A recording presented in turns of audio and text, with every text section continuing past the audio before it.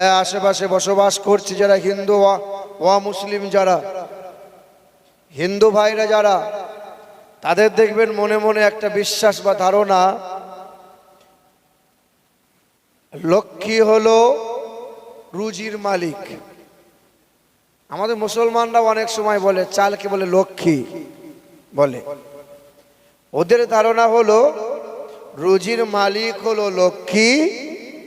আর আজ গত যে পূজা হলো, কি পূজা? হ্যাঁ, আর বিদ্যার মালিক হলো সরস্বতী, আর লোহা লক্করের মালিক হলো বিশ্বকর্মা।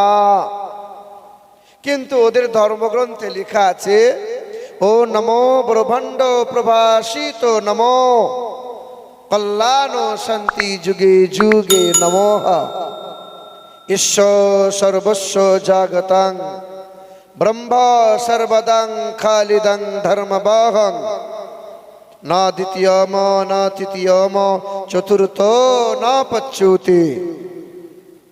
তিনি দুইটা, তিনটা, চারটা, পাঁচটা, 10টা হবেন না, তিনি হবেন এক অদ্বিতীয় লা শারীকা লাহ। যিনি আসমান ও জমিনের মালিক হবেন, তিনি হবেন রুজির মালিক।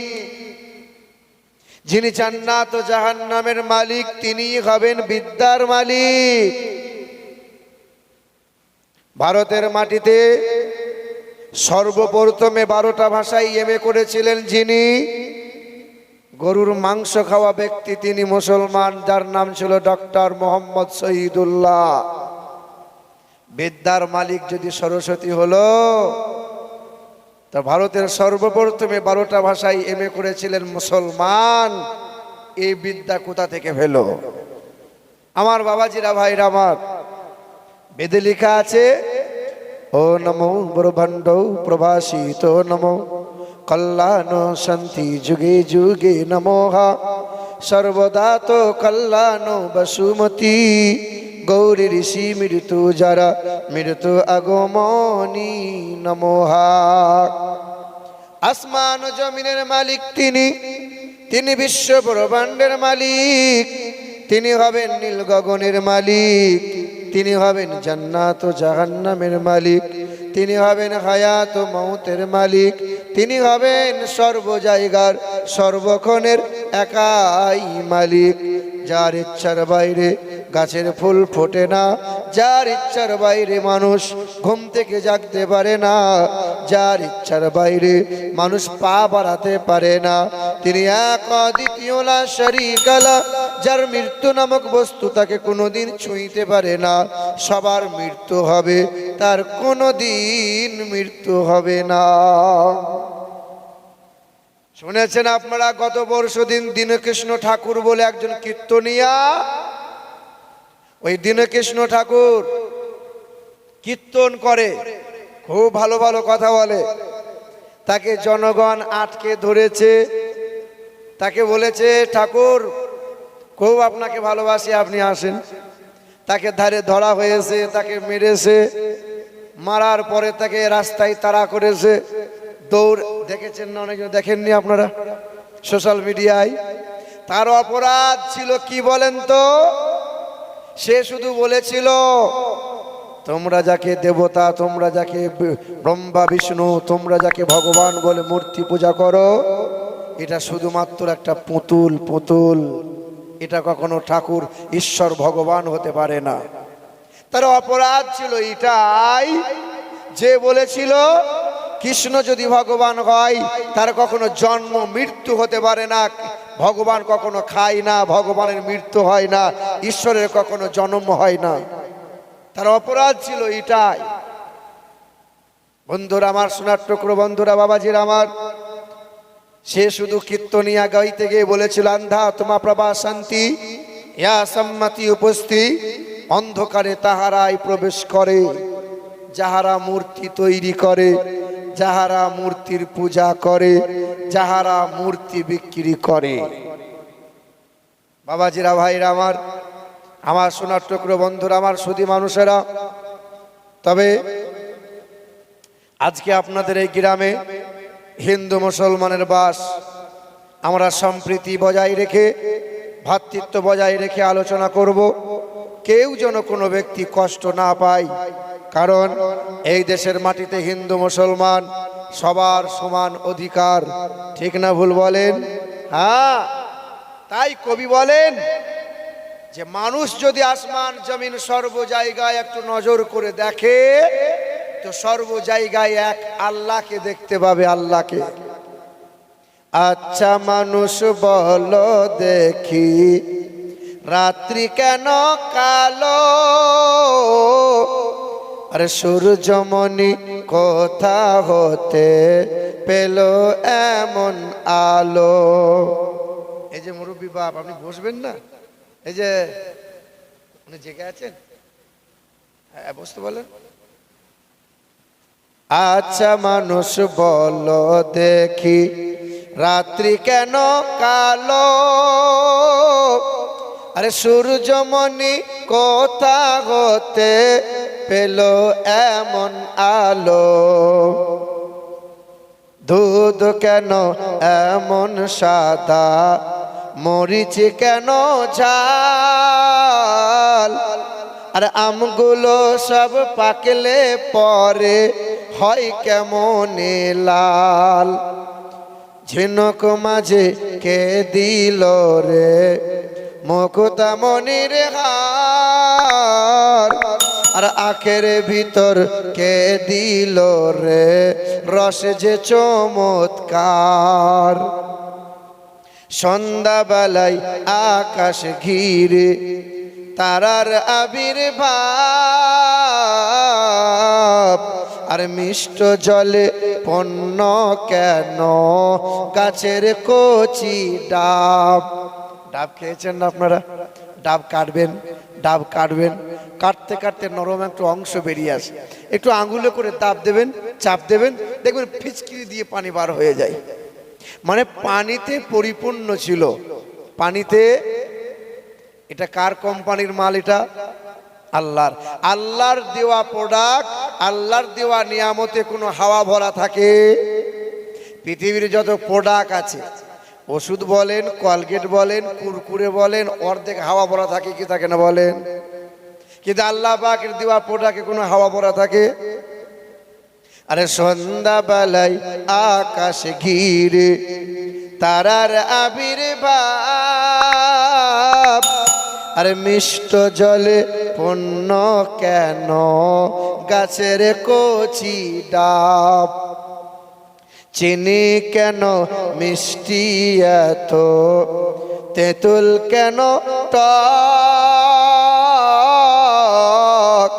আরে কোকিল কেন কালো এত, ফর্সা কেন বক? আমরা সবাই বাস করি ভাই, আমরা সবাই বাস করি ভাই এ দুনিয়ারি রঙে। আরে হাতের লেখা মুখের চেহারা মেলে না কারো সঙ্গে, আর মেলে না কণ্ঠ গলার, আর মেলে না কণ্ঠ গলার বুড়ো আঙ্গুলের টিপ। আরে আল্লাহ তাআলা আছেন একজন, প্রমাণ হলো ঠিক। বলো লা ইলাহা, আরো জোরে লা ইলাহা, জোরে বলো লা ইলাহা, বলো লা ইলাহা ইল্লাল্লাহু মুহাম্মাদুর রাসূলুল্লাহ। আল্লাহুম্মা সাল্লি আলা